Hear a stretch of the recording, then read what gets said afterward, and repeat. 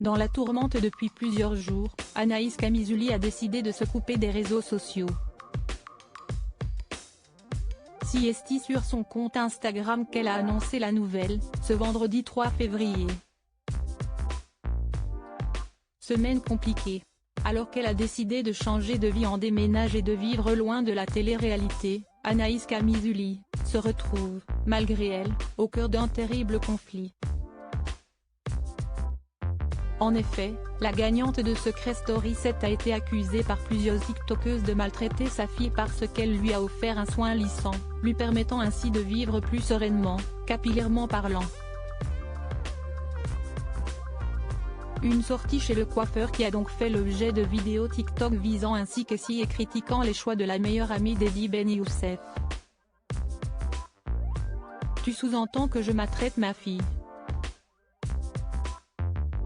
Oui, il y a écrit maltraitance, donc on va pas en rester là toutes les deux. Tu veux jouer dans la cour des grands, si est parti. Jouons. Après, tu dis que nous les blanches, on veut se mettre avec des métis pour avoir des enfants métis. Ensuite, tu parles d'ignorance, mais tu es toi-même ignorante parce que tu ne sais pas ce qui se passe avec ma fille. Donc si ça te convient pas et que tu penses que je la maltraite, viens à 7h30 la coiffer.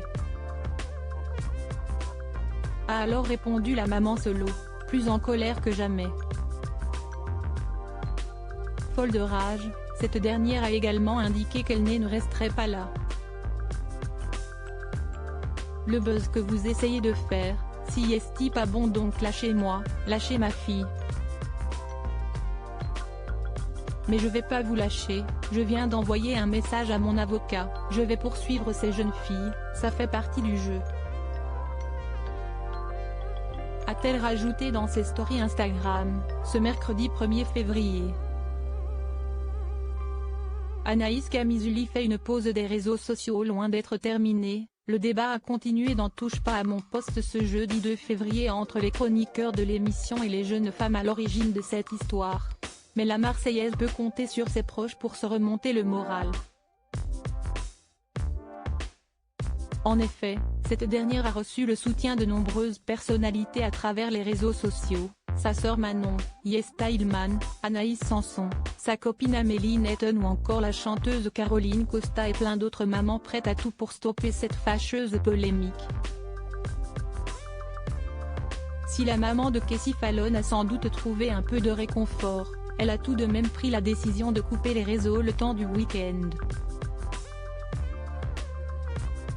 Et si est pour profiter avec la prunelle de la c'est mieux que l'ex-candidate de télé-réalité a pris cette décision. D'autant plus que sa petite fille est tristounette et je veux pas qu'elle ressente que je suis mal, indique-t-elle.